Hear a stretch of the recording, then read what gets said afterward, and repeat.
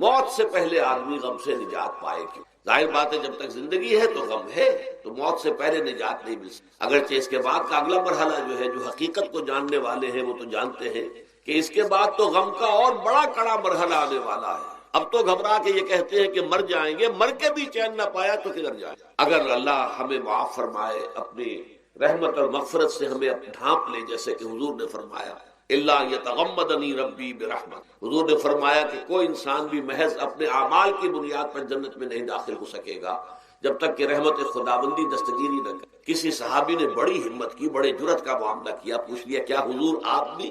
ظاہر بات ہے آپ بھی انسان ہیں، آپ بھی بشر ہیں، قرآن مجید میں کہلوایا گیا ہے اور انما انا بشر مثلکم۔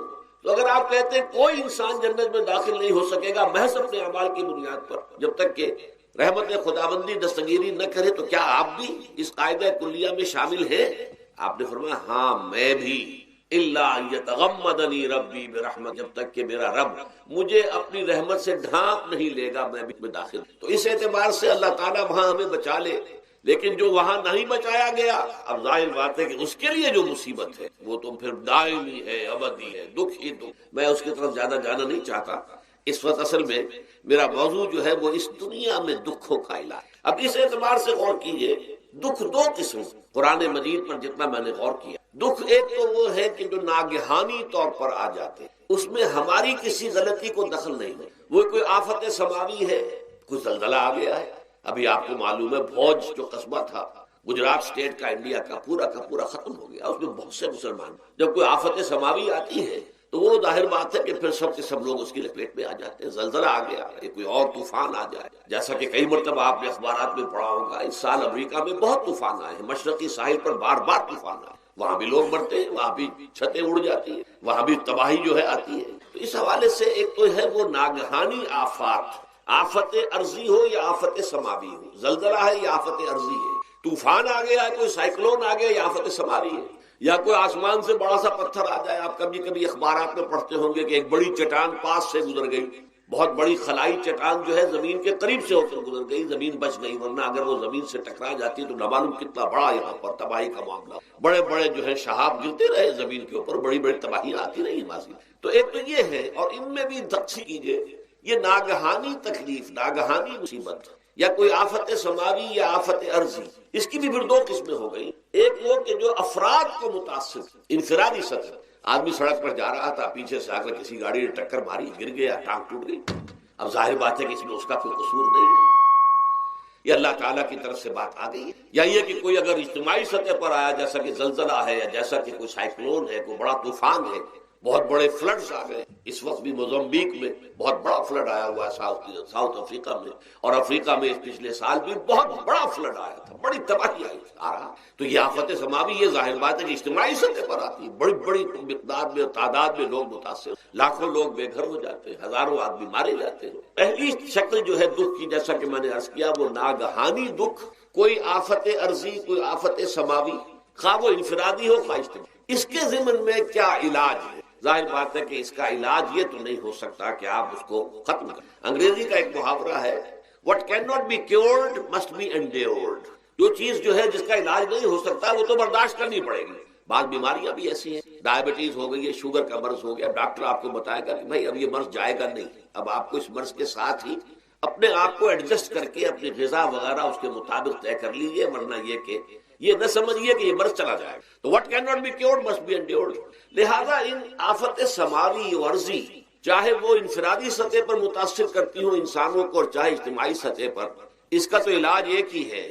عربی میں بھی ایک محاورہ یہ ہے کہ کسی نے پوچھا تھا کہ بچھو کے کاٹے کا کیا علاج ہے؟ البکاء الی الصباح، رات کو اگر کاٹا ہے کسی بچھو نے تو روتے رہو صبح تک، یہ علاج ہے، اس کا اور کوئی علاج ہے ہی نہیں۔ تو جو چیز لا علاج ہے اسے برداشت کر، گویا کہ یہاں جو اصل شے ہوگی کہ دنیاوی آفات، عرضی و سماوی آفات، ناگہانی آفات، ناگہانی مصیبت، ان کے ضمن میں ہمیں ایسی شے کی ضرورت ہے جو ہمارے اندر برداشت، اس کو جھیلنا آسان بنا، ہم اس کی وجہ سے بجھ کر نہ رہ جائیں، ہماری ہمتیں جواب نہ دے جائیں، ہمارا ارادہ ختم نہ ہو جائے، ہمارا حوصلہ پست نہ ہو جائے، بلکہ برداشت ہو، جھیلنا ہو، تحمل۔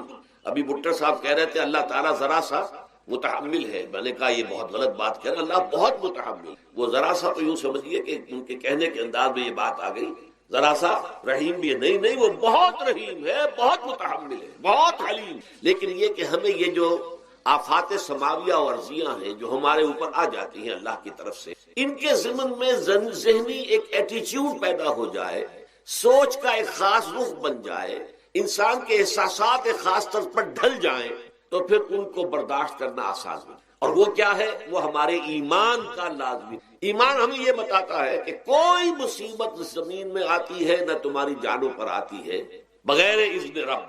جو کچھ آ رہا ہے اللہ تعالیٰ کے فیصلے سے آیا ہے. یہ کوئی اندھا بہرا مادہ نہیں ہے، یہ کوئی اندھا بھینسا نہیں ہے کہ اس نے آ کے آپ کو ٹکر مار دی ہے. نہیں نہیں، یہ تو سمیع و بصیر، علیم و خبیر اللہ اور حکیم اور قدیر اللہ کا فیصلہ. لہذا یہ من جانب اللہ ہے، اس کو تم سمجھو کہ یہ اللہ تعالیٰ کی طرف سے ہے. اور جب اللہ کی طرف سے ہے تو سورہ آل عمران میں فرمایا بیدہ الخیر، اس کے ہاتھ میں تو خیر ہی خیر ہے.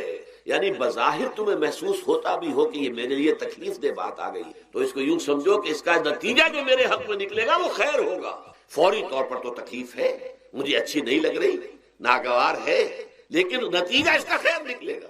جیسے بچہ بیمار ہے، ماں اسے دوا پینے پر مجبور کر رہی، کڑوی دوا ہے، وہ تو سمجھتا ہے مجھ پر بڑا ظلم ہو رہا ہے. یا آپ لے گئے اسے ڈاکٹر کے یہاں ٹیکا لگوایا ہے، وہ تو چیخ رہا ہے، رو رہا ہے، لیکن آپ کو معلوم ہے، کاش اسے بھی معلوم ہو جائے کہ یہ میرے خیر کے لیے، میرے بھلے کے لیے. اگر اسے یہ معلوم اور محسوس ہو جائے تو اس کی تکلیف اس کے اندر بہت کمی آ جائے گی، وہ سہار لے گا، اس کو وہ برداشت کرے گا. اس حوالے سے اس کا جو ہمارے دین میں اس کا نام ہے، اس ذہنی کیفیت کا، ان احساسات کا، اسے ہم کہتے ہیں تسلیم و رضا. جو کچھ آ رہا ہے اللہ کی طرف سے آ رہا ہے، لہذا سر تسلیم خم ہے. اے اللہ ہم قبول کر، رضا، ہر حال میں تیری رضا پر راضی، جو تیرا فیصلہ ہے ہمیں بصر و چشم ہے. تسلیم و رضا، ہم بھی تسلیم کی خو ڈالیں گے. بے نیازی تیری عادت ہے. اللہ تو بے نیاز ہے، لیکن اے اللہ تو ہمارے لیے جو بھی تکلیف کا تو نے فیصلہ کیا، ہم تسلیم کی خو ڈالیں گے. عادت پیدا کر لیں گے اپنے اندر کہ ہر چساقی ماریخ عین الطاف است، یہ میرا ساقی میرے پیالے میں جو کچھ ڈال دے اس کا لطف و کرم ہے. یہ مقام رضا ہے. یہ ایمان کا ایک ایسا تقاضا ہے کہ جس کو ہم کہیں گے ایمان کی حلاوت، ایمان کی مٹھاس. اگر آپ کا منہ کڑوا ہو جائے تو آپ چینی کھاتے ہیں تاکہ منہ کا ذائقہ ٹھیک ہو جائے. اگر تکالیف کی وجہ سے، دکھ کی وجہ سے آپ کے احساسات کے اندر کوئی خرابی پیدا ہو رہی ہے، یہ جو مقام رضا ہے یہ اس کے لیے قند ہے، یہ اس کے لیے چینی ہے، یہ اس کے لیے شہد ہے، یہ اس کی تلخی کو ظاہر کر دینے والی چیز کہ اللہ تیری رضا پر راضی، راضی برضائے رب. اب اس کے ضمن میں سمجھیے، یہ تو اصولی بات میں نے آپ کو بتا دی.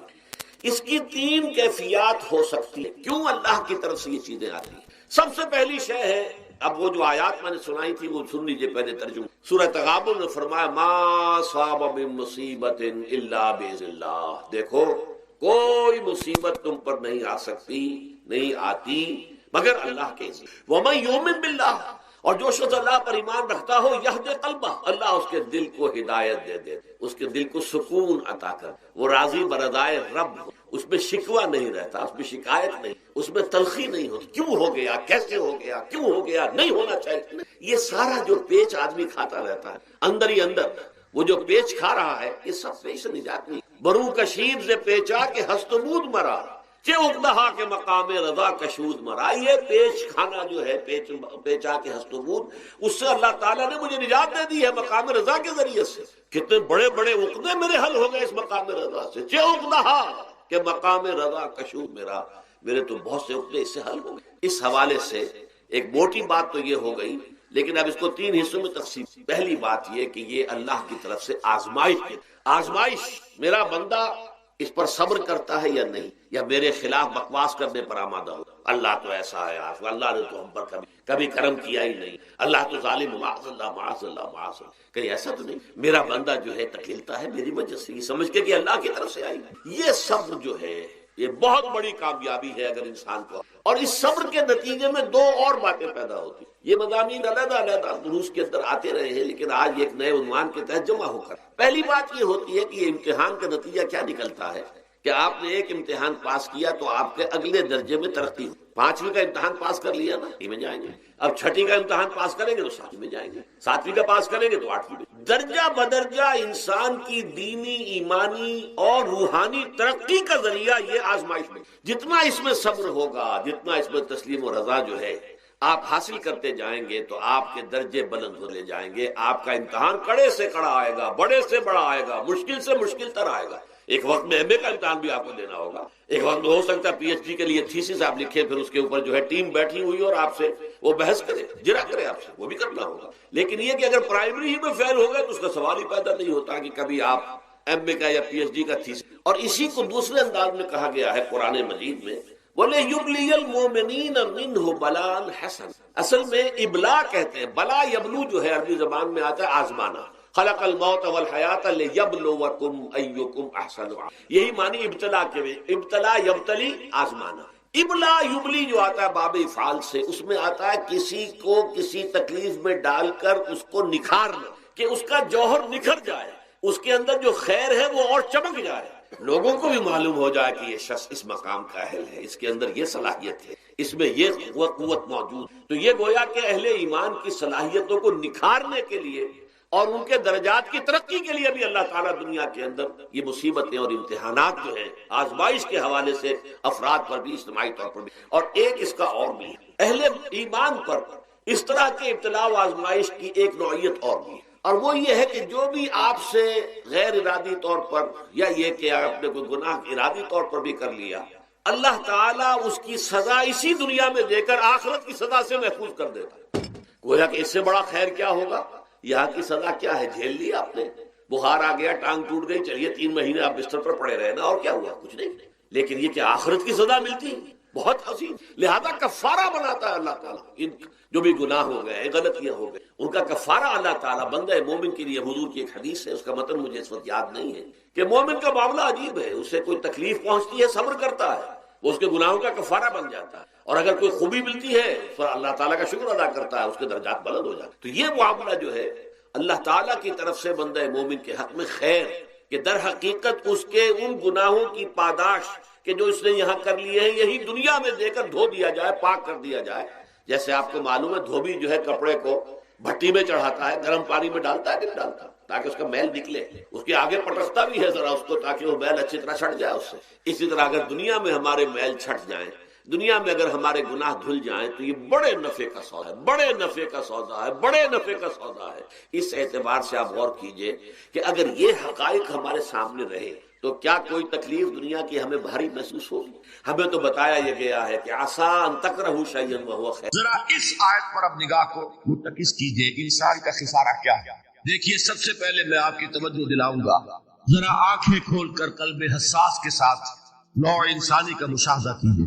کیسے کیسے دکھ، کتنی تکلیفیں، کتنی محنت، کتنی مشقت ہے جو ہر انسان کا مقدر. قرآن مجید میں ایک مکمل سورت ہے، سورت البلد، اس میں اللہ تعالیٰ نے متعدد قسمیں کھا کر ایک بات کہی، لا اقسم بہذا البلد وانت حل بہذا البلد ووالد وما ولد لقد خلقنا الانسان فی کبد.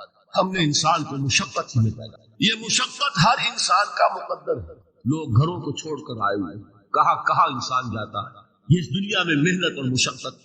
ہاں، ایک مغالطہ ہو جاتا ہے کہ شاید یہ محلوں میں رہنے والے جو ہیں انہیں کوئی مشقت نہیں، انہیں کوئی دکھ نہیں. حالانکہ حقیقت یہ نہیں ہے. جو جتنا امیر ہے آپ دیکھیں گے اس کی جسمانی مشقت کم ہے، ذہنی کوفت زیادہ. ٹرینکولائزرز کی انہیں ضرورت پڑتی ہے، انہیں سیڈیٹیوز چاہیے. خواب آور دوائیں مزدور کو نہیں کبھی ضرورت پڑے. وہ 8 گھنٹے کی محنت کرنے کے بعد احساس ہوتا ہے کہ وہ صبح ہی کی خبر لے گا. اور یہ وہ لوگ ہیں کہ جن کو ہپنوٹکس، خواب آور دوائیاں، سیڈیٹیوز، مسکن ادویات، یہ سارا لیبلیم اور یہ ویلیم اور یہ فلاں اور یہ فلاں، یہ کہاں جاتا ہے؟ ذہنی سکون اور اطمینان انسان کو حاصل نہیں. کسی کی جسمانی مشقت ہے، کسی کی ذہنی مشقت. میں آپ کو یاد دلانا چاہتا ہوں مہاتما گوتم بدھ کا واقعہ. 30 برس کی عمر میں کپل وستو کا شہزادہ محل کو چھوڑ کر نکلے. جوان بیوی کو سوتا ہوا چھوڑ کر گئے، شیر خوار بچے کو چھوڑ کر راجدھانی میں رہنے والا محل کا باسی، جسے یہ معلوم ہے کہ باپ کے بعد مجھے یہ سلطنت ملنے والی ہے، کیوں گیا؟ کبھی کبھی آپ نے سوچا؟ اس نے انسان کے غم اور دکھ کا مشاہدہ. اس نے دیکھا کوئی اندھا ہے، ٹھوکر کھا کر گر رہا، کوئی والدین کھڑے ہوئے رو رہے ہیں اور ان کی نگاہوں کے سامنے ان کا نہایت محبوب بچہ دم تو اور وہ کچھ نہیں کر سکتا. اس نے سوچا یہ صدمہ کیوں نہیں سکتا، یہ دکھ اس کا مقدر کیوں ہے؟ اس صدمے سے، اس دکھ سے نجات پانے کی بھی کوئی شکل ہے کہ نہیں؟ انسانوں کی ایک عظیم اکثریت، شاہ ولی اللہ دہلوی رحمۃ اللہ علیہ کے الفاظ ہیں کہ وہ لدو اونٹ اور کولو کا بیل بن کر زندگی جو 8 گھنٹے تک اینٹیں ڈھو رہا، اس شخص کا تصور کیجیے وہ واقعی انسان ہے یا حیوان بن گیا ہے؟ اور 8 گھنٹے کی اس محنت کے بعد بھی ہو سکتا ہے کہ 2 وقت کی روٹی اسے پوری نہ ملے، اور یہ تو ہو سکتا ہے نہیں، ہوتا ہے کہ اگر بچہ بیمار پڑ گیا ہے تو شاید کوئی برتن بیچے بغیر اس کی دوا کا سامان نہ، ایسا شخص کتنے بوجھ میں دبا، کتنی مشقت کے اندر پسا، لدو اور کولو کا بیل انسانوں کی عظیم اکثریت کی سطح پر زندگی گزرتی، لیکن آپ کو معلوم ہے کہ کولو کے بیل کے لیے مشقت ہی مشقت ہے، اس کے احساسات یہ نہیں ہے، کیونکہ ان سے انسان کو جو صدمہ پہنچتا ہے، ایک بیل کو اس سے کوئی غرض نہیں کہ اس کا کوئی بچہ بھی تھا کہ نہیں تھا، اس کو کوئی بخار ہوا ہے یا کیا ہوا ہے، اس صدمے سے وہ بیل بچا ہوا، گھوڑے کو کوئی پتا نہیں کہ میرا بھی کوئی اولاد میری ہے یا نہیں ہے، مجھے اس کا کوئی صدمہ ہے یا دکھ ہے، کوئی پتا نہیں۔ لیکن انسان کا معاملہ یہ ہے کہ والدین کو جو جو دکھ دیکھنے پڑتے ہیں اپنے بچوں کے بھی اولاد کے، رات کی نیندیں حرام ہے اس لیے کہ بچہ بخار میں تپ رہا ہے یا درد سے تڑپ رہا ہے، لہذا نہ ماں سو سکتی ہے نہ باپ سو سکتی۔ میں نے ایک موقع پر دیکھا لاہور میں کیروسین آئل، اس زمانے میں ابھی سوئی گیس نہیں آئی تھی اور اکثر و بیشتر جو ہے یہی مٹی کا تیل جو ہے ایندھن کے طور پر استعمال ہوتا تھا، اس کی شارٹیج ہو گئی تو کئی فرلانگ لمبی قطاریں لگتی تھی ان دکانوں کے باہر، ڈپوں کے باہر، اور ایسے منظر بھی کہ ایک خاتون برقع کو، ایک گود میں بچے کو لیے ہوئے، ایک کی انگلی پکڑے ہوئے، بوتل ہاتھ میں لیے ہوئے تیل کے لیے، اور کئی گھنٹے کھڑی ہوئی۔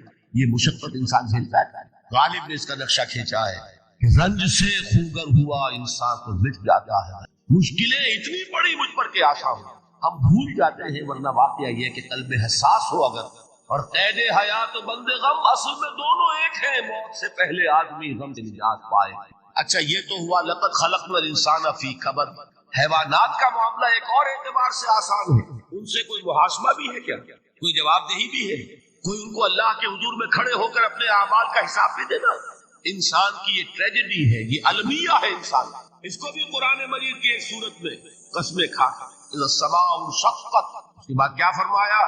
یا ایھا الانسان انک کادح الی ربک کدحا فملاقیہ، اے انسان تیرا المیہ، تیری ٹریجڈی اس سے کہیں بڑھ کر ہے، تجھے صدمے پر صدمے جھیلتے ہوئے، مشقت پر مشقت برداشت کرتے ہوئے ایک روز اپنے رب کے حضور میں بھی کھڑا ہو، جواب دہی بھی اس دن کے حساب سے، اس دن کے احساس سے جو بڑے بڑے ہماری امت کے عظیم جو گلے سرسبد ہیں، ان کا یہ حال آپ نے پڑھا ہوگا۔ حضرت ابوبکر صدیق رضی اللہ تعالیٰ عنہ وہ ایک عجیب کیف کے عالم میں فرمایا کرتے تھے، کاش میں درختوں پر چہچہاتی ہوئی چڑیا ہوتا جس سے حساب کتاب نہیں، کاش کہ میں گھاس کا تنکا ہوتا جو آج ہے اور کل آگ میں جلا دیا جائے، ختم ہو، اس سے محاسبہ کوئی نہیں۔ وہ جس کے احساس سے کہ حضرت عمر جو ہے اپنے انتقال کے وقت سخت بے چین، ان کے بیٹے حضرت عبداللہ ابن عمر رضی اللہ تعالیٰ عنہما ان کا سر جو ہے وہ اپنے زانوں پر رکھ لیا تو کہا نیچے ڈال دیا، ایک عجیب بے کلی اور بے چین۔ انہوں نے کہا ابا جان آپ کیوں پریشان ہیں؟ آپ تو عشرہ مبشرہ میں سے، آپ کو تو اللہ تعالیٰ نے جنت کی بشارت حضور کے ذریعے سے اس دنیا میں دی۔ حضرت عمر فرماتے کہ خدا کی قسم اگر قیامت کے دن عمر برابر سرابر پر چھوٹ گیا تو بہت بڑی کامیابی۔ یہ احساس جن کو، حضرت علی کا حال کیا ہوتا ہے؟ ابھی جو آپ نے حافظ صاحب سے سنا، یہ حضرت علی کا معاملہ کہ ایک تیر پیوست ہو گیا تھا، کسی طرح نکل نہیں رہا تھا، حضرت علی نے فرمایا کہ اچھا چھوڑو مجھے، میں نماز کی نیت باندھتا ہوں۔ نماز کی نیت پڑھتے تھے تو لرزتے تھے، کہا کس کے سامنے کھڑا ہوں اور کس کے سامنے مجھے ایک دن جواب دہی کے لیے کھڑا ہونا ہوگا۔ لن تزولا قدم ابن آدم، حضور نے خبر دی ہے ابن آدم کے قدم ہل نہیں سکیں گے، جیسے مجرم کھڑا ہوتا ہے کٹہرے کے اندر، اس کٹہرے میں سے ہل نہیں سکو گے، حتی یسأل عن خمس، جب تک کہ 5 چیزوں کا حساب نہ لے لیا۔ وہ 5 چیزیں کیا ہے؟ کان کھول کر سنیے۔ عن عمرہ فیما افناہ، عمر کا حساب دو، یہ 80 برس اور 70 برس ہم نے تمہیں دنیا میں دیے، کہاں ضائع ہوئے؟ وعن شبابہ فیما ابلاہ، اور خاص طور پر جوانی کا دور، امنگوں کے دن، ولولے ہوتے ہیں، قوت ہوتی ہے، توانائی ہوتی ہے، آدمی چلتے ہوئے زمین پر پاؤں مارتا ہے، قوت جو ہے وہ اپنا اظہار چاہتی ہے۔ یہ جوانی کہاں گلائی؟ حساب ایک ایک لمحے کا حساب۔ مال ہی من این اکتسبہ وفیما انفقہ، ایک ایک پائی کا حساب دو، مال کا کہاں سے کمایا تھا، حلال سے کہ حرام سے، اور کہاں خرچ کیا تھا، گل چھروں میں، عیاشیوں میں، یا نیکی کے کاموں میں، ادائے حقوق میں، اللہ کے دین کے لیے. 4 سوال ہو گئے.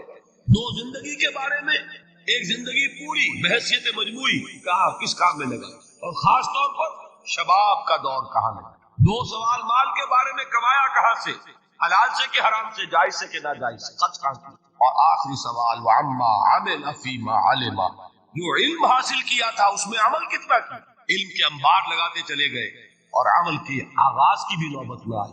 یہ علم جو ہے یہ اس روز سب سے بڑا وبال بن جائے گا.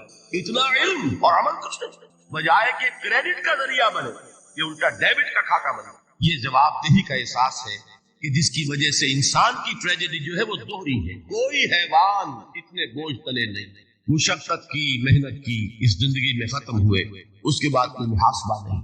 اس کو بھی غالب نے خوب کہا کہ اب تو گھبرا کے یہ کہتے ہیں کہ مر جائیں گے، اور مر کے بھی چین نہ پایا تو کدھر. یہ ہے وہ ہیومن ٹریجڈی.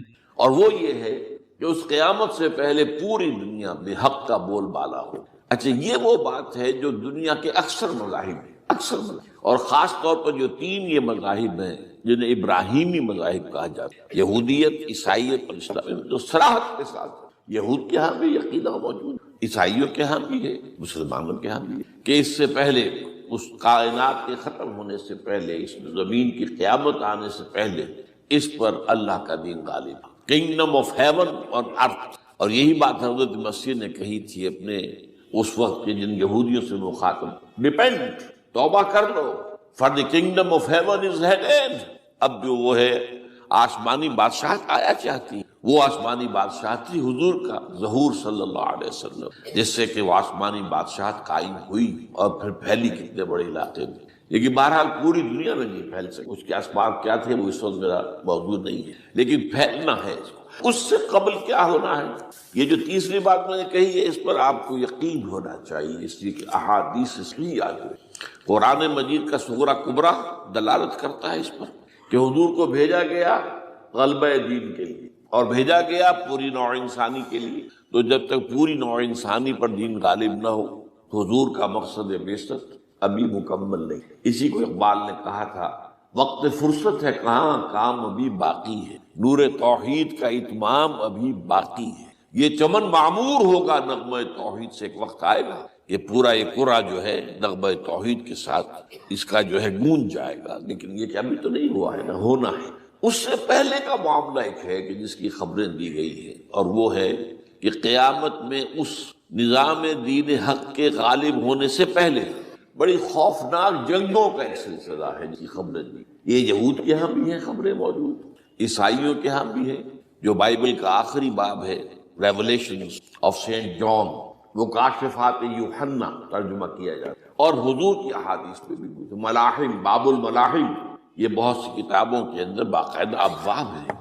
ایک باب، باب الملاحم، جنگوں کا. ان میں سے ایک جنگ وہ ہے جسے کہا ہے اس یوحنا کی مکاشفات میں آرمگدان، اور غالباً اسی کو حضور نے قرار دیا ہے الملحمۃ العظمیٰ، عظیم ترین جنگ، الملحمۃ. تو یہ بھی یقینی چیزیں ہیں کہ یہ ہونے والی ہے. یہ ملاحم کیوں ہوں گے؟ آپ اس میں اچھی طرح سمجھ لیجئے کہ اس میں ایک تو ہے عذاب اکبر جو آئے گا یہودیوں، ایک ہے عذاب اصغر جو آئے گا مسلمانوں. میں نے یہ آج سے 20 سال پہلے کتاب لکھی تھی جو مختلف، پہلے تو نوائے وقت کے اندر کالم کی شکل میں شائع ہوئی تھی، پھر یہ کہ موجودہ اور سابقہ مسلمان امتوں کا ماضی، حال اور مستقبل، غالباً اس وقت آؤٹ آف پرنٹ ہے وہ کتاب.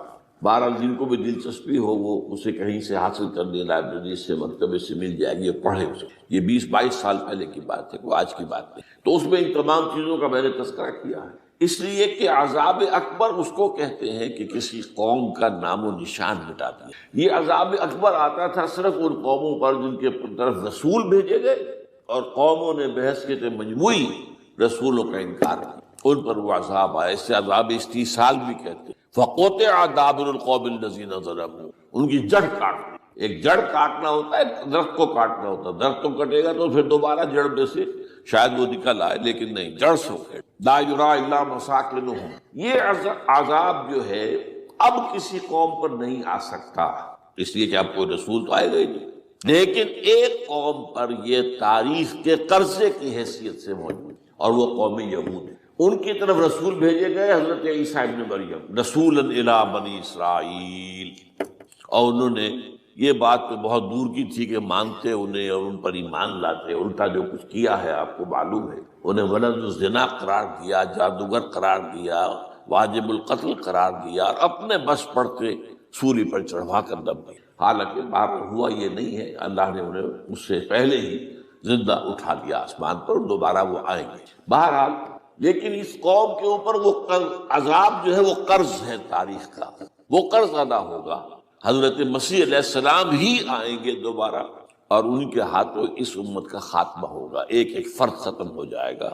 یہ جب میں نے یہ باتیں کہی تھی تو امریکہ میں یہودیوں نے بڑا شور مچایا، میرے خلاف جو ہے ان کی ایک مہم نکلی یہودیوں کی طرف سے کہ اس کی کتابیں وغیرہ، اس کے ویب سائٹ بند کرو، یہ جو ہے اینٹی سیمیٹک ہے، یہ کہتا ہے سب یہودی قتل ہو جائیں گے۔ یہاں پر بھی جو میرے ساتھ ایک ڈائیلاگ کرنے کے لیے 12 پروفیسر آئے تھے امریکہ وغیرہ سے، ان میں سے جو یہودی تھا تو اس نے بہت ناراضگی کا اظہار کیا، آپ کہتے ہیں سارے یہودی ختم کر دیے جائیں گے، یہ بات ظاہر بات ہے پیلیٹیبل نہیں ہے۔ لیکن پھر ہمارے ساتھی جو وہاں پر تھے امریکہ میں پریشان ہوئے کہ آپ کے خلاف یہاں پر اب یہ مہم شروع ہو، تو انہوں نے بتایا کہ یہ جو زائنسٹ ہے، جوش زائنسٹ، اور اس کے ساتھ ہے کرسچن زائنسٹ۔ کرسچن زائنسٹ کا رسالہ نکلتا ہے ٹرمپٹ، جو فلاڈلفیا ٹرمپٹ، اس کے مدیر نے خود لکھا ہے کہ 80% یہودی قتل ہو جائیں گے۔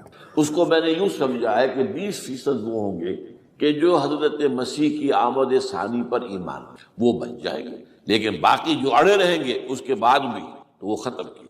تو یہ عذاب الاکبر جو ہے تاریخ کا ایک قرض ہے کہ جو ادا ہوگا، ورنہ کسی اور قوم پر یہ عذاب اکبر اب نہیں۔ لیکن دوسرے درجے میں یہ عذاب ہوگا امت مسلمہ پر۔ امت مسلمہ بھی تو عذاب کی مستحق ہو گئی۔ وہ عذاب جو یہودیوں پر بہت پہلے آئے تھے، ضربت علیہم الذلۃ والمسکنۃ وباؤوا بغضب من اللہ، یہ تھا کہ نہیں تھا؟ حالانکہ انہوں تو یہ خیال تھا کہ we are the chosen people of the lord, ہم تو اللہ کی منتخب قوم ہے۔ وی آر دس، قرآن کہتا ہے کہ ان کا قول یہ تھا نحن ابناء اللہ واحباؤہ، ہم تو اللہ کے بیٹوں کی طرح ہیں اور اللہ کی جو ہے بہت چہیتے ہیں۔ عذاب آئے، نبوکدنضر کے ہاتھوں آیا، اسیرینز کے ہاتھوں آیا، پھر یونانیوں کے ہاتھوں، الیگزینڈر دی گریٹ کے ہاتھوں آیا، پھر رومنوں کے ذریعے سے آیا، اور پچھلی صدی میں جرمنوں کے ذریعے سے عذاب آئے۔ یہ عذاب تو لیکن قوم ختم نہیں ہوئی، وہ عذاب اکبر نہیں تھے، یہ عذاب مختلف حصوں میں آئے اور بڑی بڑی تباہیاں آئیں، لیکن وہ عذاب اکبر نہیں۔ اسی طرح کے عذاب ہم پر بھی آئے، ہم پر کروسیڈرز آئے اور لاکھوں مسلمان قتل ہوئے۔ یروشلم ہمارے ہاتھ سے 88 برس تک نکلا رہا اور اس پر عیسائیوں کا قبضہ رہا، ندیاں خون کی بہہ گئی مسلمانوں، اور پورا میڈیٹرینین کا ایریا جو ہے تقریباً قبضے میں رہا ہے عیسائیوں۔ پورا یورپ اس وقت آیا تھا جو کروسیڈ کا 250 برس تک وہ جاری رہے، waves after waves of the crusaders coming and attacking and conquering the cities. یہ جتنی بھی فلسطین وغیرہ کا علاقہ ہے جس کے اندر ان کا اثار ہے، اور شام کا علاقہ سائل۔ پھر آپ کو معلوم ہے ہمارے اوپر عذاب اس سے بھی بڑا، اس سے کئی گنا بڑا آیا تاتاریوں کے ہاتھوں، کروڑوں کے قریب انسان جو ہے مسلمان قتل ہوئے۔ پھر اس کے بعد آپ کو معلوم ہے کہ پھر یہ یورپین کولونیلزم آ گیا، جیسے ان پر آئے تھے یونانی اور پھر رومی اور اب پھر جرمن، ہم پر آئے انگریز آئے، کہیں ولندیزی آئے، کہیں ڈچ آئے، کہیں ہسپانوی آئے، کہیں اطالوی آئے، کہیں اسپینیئرز آئے، اور پورا کا پورا عالم اسلام ان کی زیر نگی آیا کہ نہیں آیا، دی کلونیل ایرا جسے آپ کہتے ہیں۔ تو وہ عذاب ابھی اس امت کے اوپر اور باقی ہے، ایک قرض ہے، اور وہ کیا ہے؟ یہ کلونیل ایرا جب ختم ہوا ہے، ہم آزاد ہونے شروع ہوئے۔ اب یہ ہمارے لیے ایک امتحان کا مرحلہ تھا بہت بڑا۔ آزاد ہو کر تم کیا کرتے ہو؟ پہلے تو ہم کہہ سکتے ہیں کیا کریں، ہمارے اوپر تو ہم تو مجبور ہیں، ہمیں غلام بنا لیا انگریزوں نے آ کر، ہمیں فرانسیسیوں نے غلام بنا لیا، ہمیں اطالویوں نے غلام بنا لیا، ان کی طاقت کے آگے ہم بے بس ہیں، لاچار ہیں۔ ٹھیک ہے، لیکن اب آزادی دے کر فَيَنْظُرَ كَيْفَ تَعْمَلُونَ، اب تمہیں آزادی دے کر پھر اللہ دیکھے گا تم کرتے کیا ہم نے۔ جو مسلمان قوم ملک آزاد ہوا اس نے یا تو اپنا قبلہ بنایا واشنگٹن کو یا بنایا ماسکو کو، کسی نے قرآن کو اپنا امام نہیں۔ دعائیں مانگتے ہیں وَجْعَلْهُ لَنَا إِمَامًا وَنُورًا وَهُدًى، لیکن اس کو امام بنانا، اپنا امام بنانا، اس کے پیچھے چلنا، اس کے احکام کو نافذ کرنا، اس کی شریعت کی تنفیذ کرنا، یہ اس کی تہذیب، اس کا تمدن دیا ہوا، اس کا معاشی نظام دیا ہوا، اس کو قائم کرنا، زیرو زیرو۔ اس لیے بہت بڑے عذاب کے ہم مستحق۔ بات کڑوی ہے، اچھی نہیں لگے گی، لیکن میں یہ آج سے نہیں کہہ رہا ہوں، میں سن 80 سے یہ باتیں کر رہا ہوں، نوٹ کر لی۔ البتہ اس میں یہ ہے کہ اس امت کا معاملہ سب کا ایک جیسا نہیں، لیسو سواء، جیسے سورہ آل عمران میں کہا گیا ہے کہ یہ اہل کتاب بھی سب ایک جیسے نہیں، ان میں بھی کچھ نہ کچھ نیک لوگ تھے، امت قائمۃ آناء اللیل، راتوں کو کھڑے رہنے والے، عبادت کرنے والے موجود تھے۔ عیسائیوں میں احبار اور رہبان جو تھے وہ بڑے نیک لوگ تھے، اس وقت بھی موجود تھے، لیکن بحثیت مجموعی کا معاملہ کیا ہے اس کو دیکھنا پڑتا ہے، بحثیت مجموعی صورتحال کیا ہے۔ تو صورتحال کیا ہے کہ ہم نے کہیں بھی اللہ کے دین کو قائم نہیں کیا، مذہب تو ہے لیکن ظاہر بات ہے کہ جرم جو ہے تو پوری امت کا، لیکن سب برابر نہیں ہے۔ سب سے بڑے مجرم عرب مسلمان، کیوں؟ انہیں اللہ نے جو مقام دیا وہ کسی اور کو نہیں دی، حضور ان میں سے تھے، یہ رتبہ بلند ملا جس کو مل گیا، رسول عربی ہے۔ نمبر 2، ان کی مادری زبان میں اللہ کی کتاب موجود، انہیں اس کو سمجھنے کے لیے کوئی نئی زبان پڑھنے کی ضرورت نہیں۔ کوئی ہمارے لیے تو یہ صرف پڑھیں، نحو پڑھیں، یہ پڑھیں، وہ پڑھیں، تب کہیں جا کر اپنی آنکھ سے قرآن پڑھیں، وہ ترجمہ پر گزارا کریں۔ ترجمہ ظاہر بات ہے انسپائر نہیں کر سکتا آدمی، ترجمہ تو سیکنڈ ہینڈ نالج ہے۔ جب آپ ترجمہ پڑھ رہے ہیں تو گویا کہ آپ اس مترجم کی آنکھ سے پڑھ رہے ہیں، اپنی آنکھ سے تو نہیں پڑھ رہے۔ لہٰذا یہ سب سے بڑا عذاب تو ان پر آنا ہے، وہ جو میں بیان کر چکا ہوں، گریٹر اسرائیل کے قیام کا معاملہ کیا ہے۔ تباہی تو انہی ملکوں پر آئی ہے، وہ شام ہے، عراق ہے، اس کے لیے پہلا قدم اٹھایا تھا، ابھی تو اس کو ناکام بنا دیا ہے اللہ تعالیٰ کی جو بھی حکمت ہے۔ جو عراق پر حملہ تھا وہ اصل میں اس لیے تھا کہ گریٹر اسرائیل کی طرف پہلا قدم۔ شیرون نے کہہ دیا تھا، یہ جو پڑا ہوا ابھی کہیں مرا نہیں ہے، اس نے کہا تھا جیسے یہ صدام کی حکومت ختم ہوئی ہے، اس کے مجسمے گرائے گئے ہیں کہ ان قریب عراق پر ہمارا قبضہ ہو۔ یہ اصل میں تھا اس گریٹر اسرائیل کی طرف پہلا قدم۔ لیکن بات ہونا، نقشے جو اب آ رہے ہیں دنیا میں اب تو بہت عام ہو گیا، 1906 سے 2006 سے چھپا ہوا نقشہ ہے وہ، اور ہمارے اخبارات میں اس کا آدھا ابھی آیا ہے، باقی آدھا تو لیا ہی نہیں گیا ہے، باقی آدھا ہے مڈل ایسٹ سے متعلق۔ وہاں جو نئی تقسیم ہونی ہے، عراق کے 3 حصے ہونے، ایک حصہ کردستان کے ساتھ مل جائے گا، وہ گریٹر کردستان، ایران کا کردستان، عراق کا کردستان، ترکی کا کردستان ملا کر ایک کردستان۔ جیسے ہمارے ہاں پاکستان کا بلوچستان، افغانستان کا بلوچستان اور ایران کا بلوچستان ملا کر گریٹر بلوچستان بنے گا، یہ ممکن نقشہ، یہ نقشہ تو اس میں دیا گیا ہے جو اب اخبارات میں چھپے۔ وہ اگلا حصہ جو ہے وہ میں آپ کو بتا رہا ہوں، اور جو سعودی عرب کے ٹکڑے ہوں گے کہ ایک چھوٹی سی ریاست بنا دی جائے گی مکہ مدینہ شہروں کے اوپر مشتمل، یہ ویٹیکان ہوگا، جیسے ویٹیکان سٹی ہے روم کے اندر، یہ عیسائیوں کا ایک بڑا مرکز ہے، تو وہ ایک چھوٹی سی حکومت اسے کہتے ہیں، علیحدہ ہے، وہاں اطالوی حکومت کا قبضہ نہیں ہے، وہاں پہ ان کی اپنی حکومت ہے، پوپ کی حکومت ہے۔ ایسے ایک ویٹیکن، گویا کہ ایک مسلم ویٹیکن بنا دیا جائے گا مدینہ، یہ ان کے نقشے ہیں۔ یہ نہ سمجھے کہ ایسا ہوگا، یہ تو اللہ جانتا ہے، لیکن یہ کہ جو ہوگا وہ تو میں نے کئی دفعہ کہا، وہ تو اللہ کو معلوم ہے، یمکرون و یمکر اللہ، وہ اپنی سی چالیں چل رہے ہیں، اللہ اپنی چال چل رہا ہے، لیکن نقشے ان کی یہ۔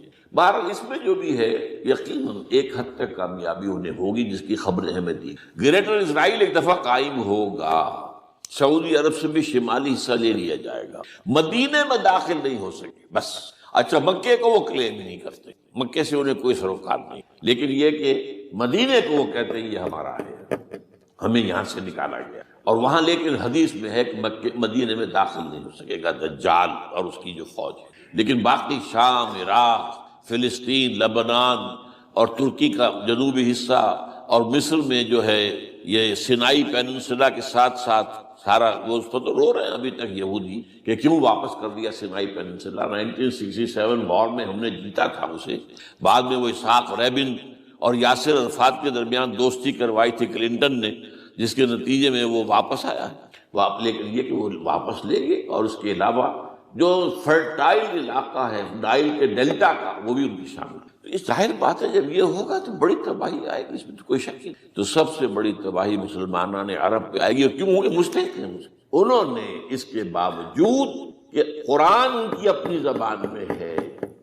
انہوں نے اس قرآن کو اپنا امام نہیں۔ نمبر 2 پر میں ہمیشہ کہتا رہا ہوں کہ جو مسلمانان عجم اگر فرض کیجئے کہ 140 کروڑ مسلمان سے دنیا میں ہیں تو 30 کروڑ کے قریب جو ہیں وہ عرب ہیں، باقی 110 کروڑ جو ہیں، 1 ارب سے زیادہ تو غیر عرب مسلمان۔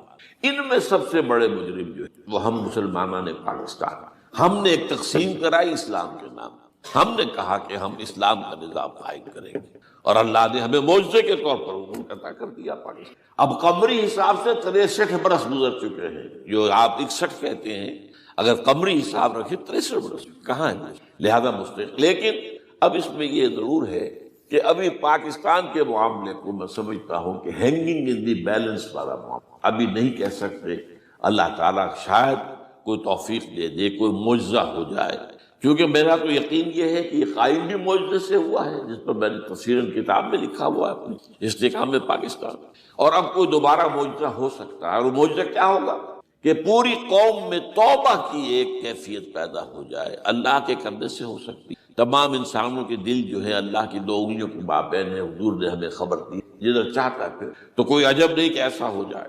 بہرحال اس اعتبار سے میں آپ سے عرض کر رہا ہوں کہ یہ پاکستان کے بارے میں نے جو آپ کو 2 آیتیں سنائی ہیں سورہ انبیاء کی، اس آخر کے حصے میں آئی ہیں سورہ انبیاء میں، وَإِنْ أَدْرِي أَقَرِيبٌ أَمْ بَعِيدٌ مَا تُوعَدُونَ۔ دیکھو لوگوں، مجھے یہ معلوم نہیں ہے کہ جس عذاب خدابندی کا تم سے وعدہ کیا جا رہا ہے وہ قریب آ گیا یا دور ہے، یہ حضور سے کہا جا رہا ہے۔ قل، آپ یہ کہہ دیں، ان ادری اقریب ام بعید ما تُوعدون۔ ساتھ ہی یہ بھی فرمایا وَإِنْ أَدْرِي لَعَلَّهُ فِتْنَةٌ لَكُمْ وَمَتَاعٌ إِلَىٰ حِينٍ، اور مجھے نہیں معلوم، ہو سکتا ہے کہ یہ تمہارے لیے ایک فتنہ بن کر معاملہ آ گیا ہو اور ابھی تمہیں اور مہلت دے دی۔ اس حوالے سے ہم نہیں کہہ سکتے۔ اب آپ کو معلوم ہے، میں تفصیل سے بیان کر چکا ہوں جس طریقے سے مجموعی طور پر پاکستان میں گھیراؤ کیا گیا ہے، اور جس طریقے سے یہ جتنا نیو کونز کا اور کرسچین اور جو جیوش زائنسٹ ہیں، اور اب ان کے اندر اضافہ کیجیے ہندو زائنسٹ کا، اب یہ جس طریقے سے گھیرے کے اندر لے رہے پاکستان، جس طرح بھارت کی فوج افغانستان میں بھی آ رہی ہے، اس نے اپنے کتنے قونصل خانے کھولے ہوئے ہیں افغانستان میں، کس لیے؟ جو کچھ وہ ہو رہا ہے بلوچستان کے اندر، جو کچھ ہمارا پورا صوبہ سرحد ہے، اور اس سے آگے بڑھ کر جو کچھ کراچی میں ہو رہا ہے، یہ سارے معاملات جو ہیں وہ دیکھ لی تو گویا کہ باہر سے ہمارا گھیراؤ مکمل ہو چکا ہے۔ اور اس میں یہ ہے کہ تازہ جو بمبئی کے اندر جو ہوئے ہیں معاملات وہ نوٹ کی، کس طریقے سے اب اسے کہا جا رہا ہے کہ کچھ مسلمانوں نے کیا ہے، حالانکہ اس کے اندر سب سے بڑا ثبوت یہ ہے کہ ایک ہندو ہیمنت، جس نے کہ وہاں ساری تحقیقات کی کہ سمجھوتا ایکسپریس کو جو اڑایا تھا کس نے اڑایا تھا، اس کی انہوں نے کہا جب کی ہے تحقیقات، اب یہ اس کو گیو دم دی کریڈٹ، ہندو قوم کے اندر کم سے کم یہ بھی ایک بات موجود ہے، جہاں وہ بدماشیاں ہیں وہاں یہ بھی ہے، یہ خیر بھی ہے، جہاں برائیاں ہیں ان کے اندر وہ خوبیاں بھی ہیں۔ ان کا ایک کمیشن ہے، اس نے صاف ایک ہندو کو، اور ہندو بھی سرونگ کرنل کہا یہ ہے ماسٹر مائنڈ، اس نے کروایا، اور وہ گرفتار ہوا، serving kernel of Bharat army. تو اب ظاہر بات ہے کہ اس کو مارا گیا ہے بمبئی میں، اس کو مسلمان کاہے کو مارے گے؟ مسلمانوں کا تو وہ کہ محسن تھا، وہ مسلمان کس وجہ سے اسے مارے گے؟ اسے مارنے والے کون ہیں؟ وہی ہندو زائنسٹ کہہ لیجیے ان کو، یا ہندو تشدد پسند کہہ لیجیے، جو پاکستان کو ختم کرنے پر تلے بیٹھے۔ یہ ان کا در حقیقت کام ہے کہ اس شخص نے اتنی بڑی حرکت کی کہ ہمیں جو ہے ہماری سازش کو بے نقاب کر دی۔ تو اصل میں لیکن یہ سب کچھ جو ہو رہا ہے وقتی طور پر تو بہت زیادہ طوفان اور جوش آیا تھا، معلوم ہوتا تھا کہ شاید 9/11 والا معاملہ جو تھا نیو یارک کا، اس کے نتیجے میں جو ایک دم امریکہ جو ہے نکلا ہے غصے کے اندر، اور پوری قوم اس کی کھڑی ہو گئی اور پوری دنیا جمع ہو گئی افغانستان پر حملے کے لیے، شاید ایسا معاملہ ہو جائے، لیکن نہیں، اللہ کا شکر یہ معاملہ جو ہے ان ادری لعلہ فتنۃ لکم ومتاع الی حین۔ ابھی کل کی جو تازہ ترین رپورٹ ہے وہ یہ ہے کہ اوباما کو بریفنگ دی گئی ہے کہ پاکستان کے جو نیوکلیئر بامز ہیں وہ ولنریبل ہیں، اور ان کے اندر اندیشہ ہے کہ وہ جو ہے شدت پسندوں کے ہاتھ میں نہ پڑ جائے۔ اس کو کوئی نہ کوئی بہانہ انہوں نے بنانا، یہ جو میں آپ سے عرض کر چکا ہوں۔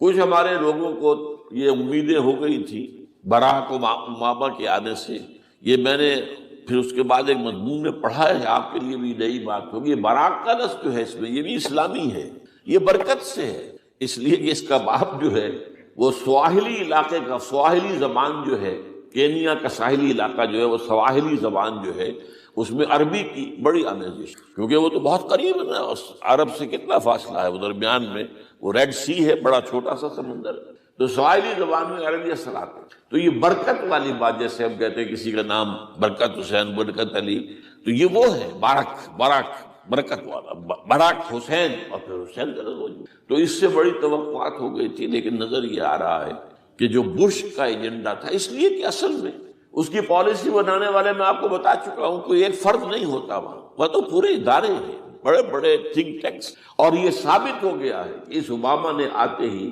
سب سے زیادہ کٹر جو زائرسٹ تھا امریکہ کے اندر، جس کا نام ہی اسرائیل ہے، اسرائیل رحم، جو ہے اسرائیل رحم ایمانویل، اس کو اپنا بنایا chief of the white house staff.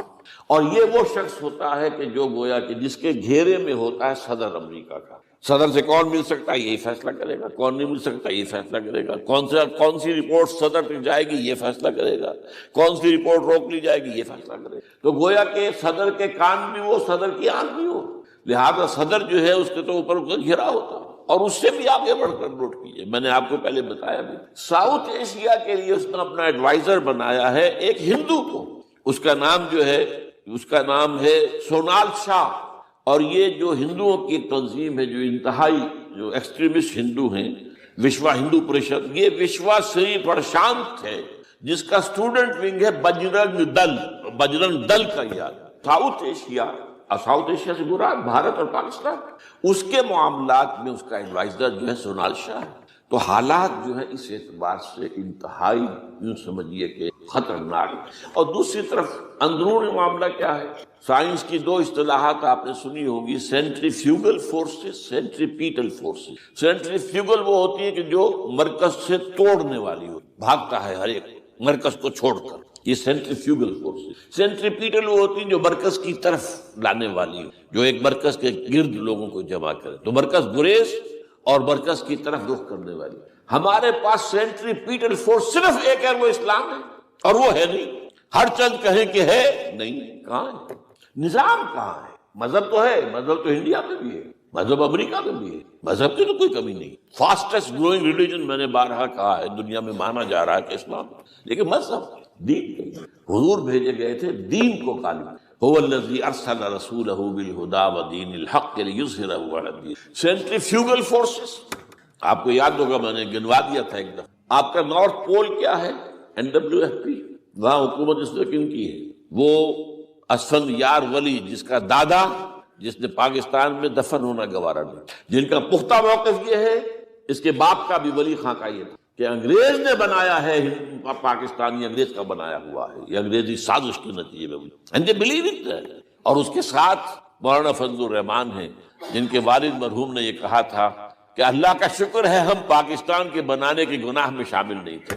یہ ہیں اس وقت وہاں کی فورسز۔ اور جنوب میں نہ معلوم کب سے ان کا نقشہ بن رہا ہے، جب سے یہ MQM قائم ہوئی تھی، مہاجر قومی موومنٹ تھی، بعد میں انہوں نے اپنا رنگ بدلا ہے، کچھ تبدیل کیا ہے، لیکن یہ کہ اصل میں تو وہی ہے۔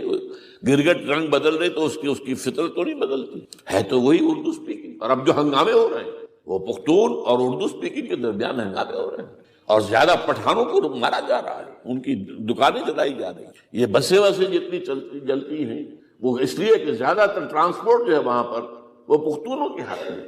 یہ وزیری وغیرہ لوگ جو ہے محسود ہیں، یہ لوگ ہیں وہاں پر جو ہے اکثر و بیشتر بہت سے مساجد کے اندر آپ کو جو امام ملیں گے وہ پٹھان ملیں گے، جو پہرے دار ملیں گے وہ پٹھان ملیں گے، بہت بڑی تعداد ہے۔ لیکن یہ کہ اس کے اوپر وہاں پر فساد شروع ہو گیا۔ اب بلوچستان کا معاملہ سب کو معلوم ہے۔ تو اندرونی طور پر جو سینٹریپیٹل فورس ہو سکتی تھی اس کو ہم نے کیا نہیں مضبوط، کمزور سے کمزور تک کرتے تھے۔ اور اب جو کچھ ہو رہا ہے، اب مضامین آ رہے ہیں، آئلی قوانین میں تبدیلیاں کیوں کی جا رہی ہیں؟ یہ جو کانفرنس ہوئی تھی جو UNO کے اندر، بیجنگ +5 کانفرنس، جو بات اس میں طے اور اس میں یہ تھا طلاق کے معاملے میں مرد اور عورت کو بالکل برابر کر دیا جائے۔ اب وہی کر رہے ہیں آپ، یہ سواری آئی کائے کے لیے؟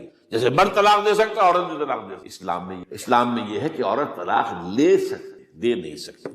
وہ لے گی یا تو شوہر سے خود کہے بھائی تم مجھے آزاد کر دو، تم نے مجھے مہر دیا تھا میں واپس کرتی ہوں، یا یہ آدھا اور لے لو۔ یا یہ ہے کہ وہ اپنے بڑوں سے بزرگوں سے اور اس کے بڑوں بزرگوں کو بیچ میں ڈالے یا عدالت میں جائے. عدالت اگر کو قائل کر دے گی کہ عدالت کے واقعی اس کے معاملات ان کے صحیح ہم نہیں نبھ سکتے، وہ سیپریٹ کر دے گی. وہ ایک ہے خلا لی جا سکتی، طلاق دی نہیں جا سکتی. یہ فرق رکھا گیا اسلام میں.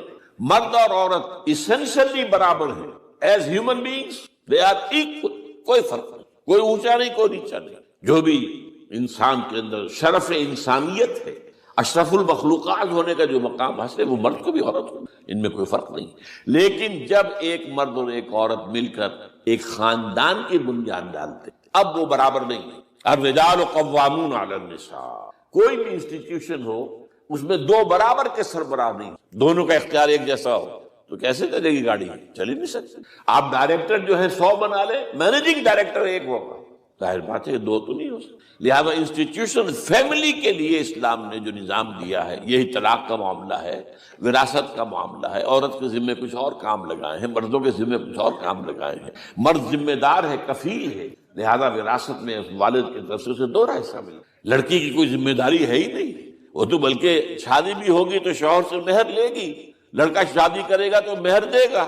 تو یہ تمام چیزیں جو ہے آرٹیکولیٹڈ ہیں، یہ ایک دوسرے کے ساتھ منطقی طور پر جڑی ہوئی ہیں، اور وہ جو ہے تباہ کرنے کا تلے ہوئے ہیں ہمارے خاندانی نظام کو، عورت اور مرد کو برابر کر دیا.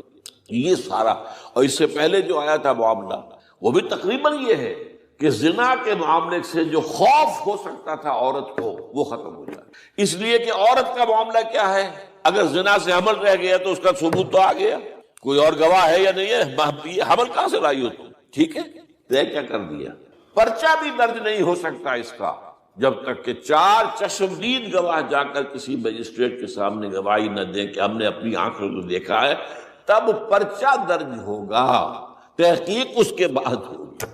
یہ کہاں ہوگا؟ اس کا مطلب ہے وہ خوف ختم. جو خوف ہو سکتا تھا جو عورت کو روکتا ہے، ایک تو یہ کہ ہمارے ہاں وہ جو بھی آبادی کا معاملہ تھا اور یہ جو برتھ کنٹرول کے معاملے نے آ کر خوف ختم کیے تھے، اور اس کی باقاعدہ جو ہے امریکہ میں، یورپ میں تعلیم دی جاتی. ٹین ایجرز کو اسکولوں کے اندر سکھایا جاتا ہے کہ تم جو چاہو کرو، لیکن یہ کہ یہ ذرا یہ احتیاط کرو. بس اللہ خیر سب وہی اسی لیول پر ہماری تہذیب کو لے جانا چاہیے. اب یہ دونوں نقشے ایسے ہیں کہ جس کے نتیجے میں جیسا کہ میں نے عرض کیا، محسوس ایسا ہوتا ہے. یہ میں ابھی کہہ رہا ہوں، میں یقین سے نہیں کہہ سکتا. وَإِنْ أَدْرِي لَعَلَّهُ فِتْنَةٌ لَكُمْ وَمَتَاعٌ إِلَىٰ حِينٍ. ہو سکتا ہے، ہوپنگ اگینسٹ ہوپ، ہو سکتا ہے کوئی معجزہ آ جائے اللہ تعالیٰ کی طرف سے. جیسے کہ پہلے معجزہ آیا تھا تو خدایا آن کرم بارے دیگر کو نے اللہ دوبارہ بھی معجزہ دکھا، اور ان تمام سختیوں سے، ان تمام سے ہمیں گزار کر اس کا امکان موجود ہے. امکان کو کی میں نفی نہیں کر سکتا، اس لیے کہ اللہ کی قدرت ہے. یخرج الحی من المیت، مردے سے زندہ کو برآمد کرتا ہے. ایک قوم مر چکی ہو، اس میں سے ایک زندہ قوم برآمد ہو جائے. جیسا کہ میں نے پچھلے سال جو تحریک چلی تھی، جو وہ اللہ کے میں نے کہا تھا کہ مجھے یہ گمان ہوا کہ میں یہ سمجھ بیٹھا تھا کہ یہ قوم بالکل مر چکی ہے، لیکن نہیں، جان ہے. یہ میں اس سے پہلے یہ جملہ کہا کرتا تھا، it's no use whipping the dead horse، لیکن میں نے کہا نہیں، جان ہے. اس میں ہمارے ہاں کا پڑھا لکھا طبقہ، تعلیم یافتہ لوگ، انہوں نے جو سختیاں جھیلی، جس طریقے سے مصائب برداشت کر کے انہوں نے اس تحریک کو برقرار رکھا، اب تک رکھا ہوا ہے، یہ بہت بڑا کارنامہ ہے. اور اسے معلوم ہوتا ہے، اس سے کچھ نہ کچھ امید کی کوئی کرن پھوٹتی نظر آتی. لیکن باقی جو لوگ کہتے ہیں کہ نہیں بس یہ تو بنا ہے اللہ کے حکم سے اور قائم رہے گا، ان سے میں کہا کرتا ہوں کہ وہ اللہ کی سنت سے واقف. اللہ کی سنت سزا کی بھی تو اللہ تعالیٰ رسی دراز کرتا ہے، ایک دم کھینچ بھی لیتا ہے. یہ بھی اللہ کی سنت ہے. مہلت دیتا ہے، پھر ایک دم جو ہے ایک وقت کے اوپر آ کر فیصلہ بھی کر دے. جو عجب نہیں، ڈرتے رہنا چاہیے. کچھ پتہ نہیں. ما غرک بربک الکریم، یہ قرآن مجید میں یہ مضمون کئی بار آیا ہے کہ لوگوں کو بعض اوقات شیطان جو ہے یہ دھوکہ، اللہ بڑا کریم ہے، بڑا غفور ہے، بڑا رحم کرنے والا. بھائی وہ کریم ہے، غفور ہے، لیکن منتقم بھی ہے. انا من المجرمین منتقمون، ہم ان مجرموں سے انتقام لے کر رہیں گے. وہ تو منتقم بھی تو ہے، وہ سزا بھی تو دیتا ہے. اس نے جہنم جو ہے یہ کوئی ڈیکوریشن پیس کے طور پر تو نہیں بنائی ہے. کس لیے بنائی ہے؟ وہ تو ہم نے فیصلہ کیا، لَأَمْلَأَنَّ جَهَنَّمَ مِنَ الْجِنَّةِ وَالنَّاسِ أَجْمَعِينَ، یہ میں نے طے کیا ہوا. تو اللہ تعالیٰ جو ہے سزا بھی دیتا ہے. تو اللہ تعالیٰ ہمیں سے بچائے. بہرحال ہو سکتا ہے کہ اس کے بعد بھی اللہ تعالی ہمیں اور مہلت دے دے، اور اس مہلت کے لیے اس کرنے کا کام کیا ہے؟ کرنے کا کام یہ ہوگا دعا اور توبہ۔ پہلے توبہ کی جائے پھر دعا، ورنہ دعا قبول نہیں۔ پہلا کام توبہ ہے۔ یا ایھا الذین آمنوا توبوا الی اللہ توبۃ نصوحا، اے اہل ایمان اللہ کی جناب میں توبہ کرو، خالص توبہ۔ کیا مطلب ہے؟ اپنی زندگیوں میں سے شریعت کے خلاف، ویسے بھی اخلاقیات کے خلاف، جھوٹ، دغا، فریب، دھوکہ، غبن، سب کو